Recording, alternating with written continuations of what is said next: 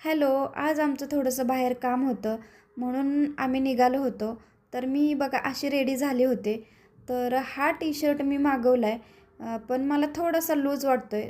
तर तुम्हाला कसं वाटतंय मला कमेंटमध्ये सांगा. तर आम्ही निघालो आणि सोसायटीपासून थोड्याशाच अंतरावरती इथं विठ्ठल रुक्माईचं मंदिर आहे. इथं नील आणि मी सारखा येतो. तर खूप लहान असल्यापासून नीलला मी इथे आणते आणि तो इथं खेळतो. अजूनही त्याला इथं आणले की तो ओळखीची जागा असल्यासारखे इकडे-तिकडे धावत असतो.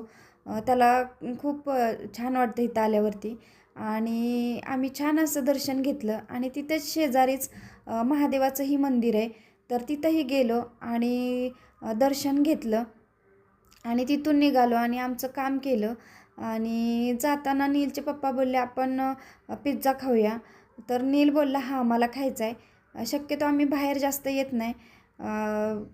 आणि फायनली वाट बघून बघून पिझ्झा आला आणि असा होता आजचा आमचा दिवस.